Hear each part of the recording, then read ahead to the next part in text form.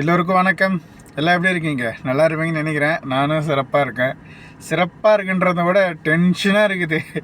Tamil Nadu next CM யாருன்னு அந்த நியூஸே தான் பார்த்துன்னு இருக்கிறேன். இப்போ மேடம் சிட்டி சென்டர் இட்டுன்னு போய் இப்போ தான் இட்டுன்னு வந்தாங்க. டைம் இப்போ 2:15 ஆகுது.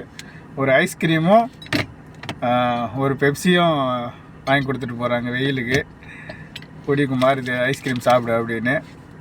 அப்புறம் தகவல்னு பார்த்தா இந்த மாதம் 27ஆம் தேதியா 27ஆம் தேதி பக்ரீத் பண்டிகை வரும்னு கணிச்சு சொல்லியிருக்காங்க. பார்க்கலாம் 27ஆம் தேதி வருதா அப்படின்னு.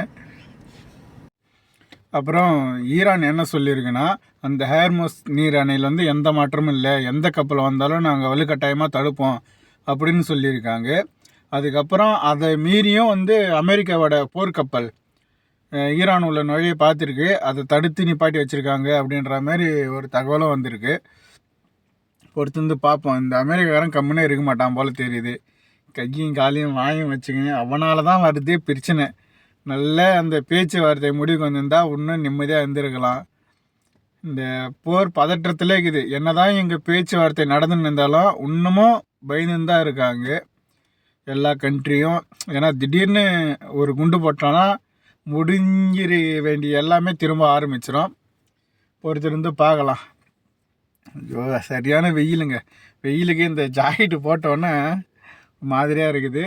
வேலை சரியாக வர மாட்டேங்குது. வந்தால் வேலை தகவலும் வேறு எதனா தகவல் வந்தாலும் கூட ஷேர் பண்ணிக்கிறேன். மாண்புமிகு முதல் துணை பிரதமர் மற்றும் உள்துறை அமைச்சர் இவங்க வந்து ஒரு சிறந்த பணிக்காக ஒரு ஊழியரை வந்து கௌரவிச்சிருக்காங்க. இது என்ன தகவல்னு பார்த்தா, சால்மி எல்லைப்பகுதியில் சட்டவிரோதமாக ஒரு நபர் வந்து உள்ள வரத்துக்கு முயற்சி செஞ்சுருக்காரு. அவரை கண்டுபிடிச்சதுக்காக இவருக்கு கௌரவித்து ஒரு சிறப்பு மரியாதை ஒன்று செலுத்தியிருக்காங்க.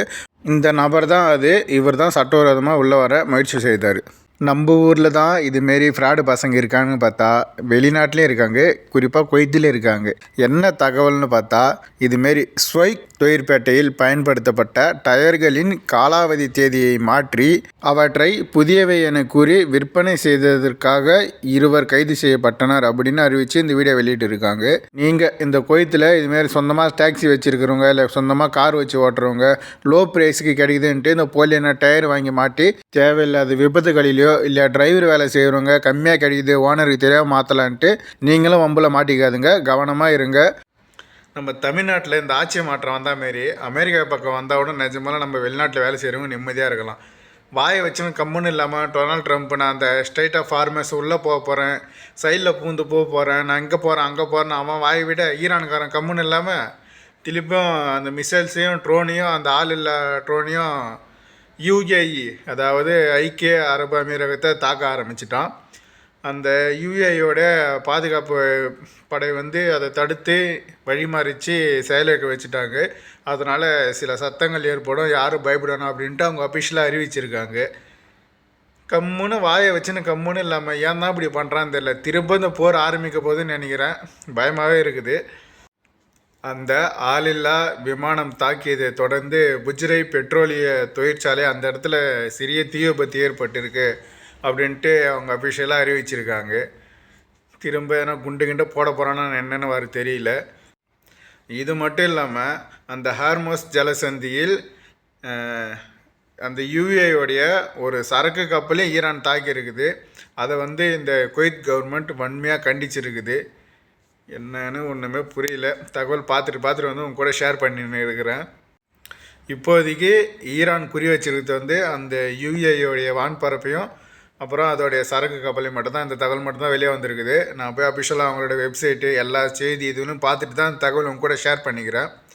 இதில் இந்த டொனால்ட் ட்ரம்ப் இப்போது ஒரு அறிவிப்பு ஒன்று வெளியிட்டிருக்காரு. என்னென்னா, அந்த ஹார்மோஸ் ஜலசந்தியில் அமெரிக்காவோட கப்பலை தாக்கப்பட்டால் பூமியிலிருந்து ஈரானை தூக்கிடுவேன், அழிச்சிடுவேன் அப்படின்னு வாய் விட்டு வச்சுருக்காரு. இதை கேட்டுட்டு கம்முன்னு இருப்பாங்களா?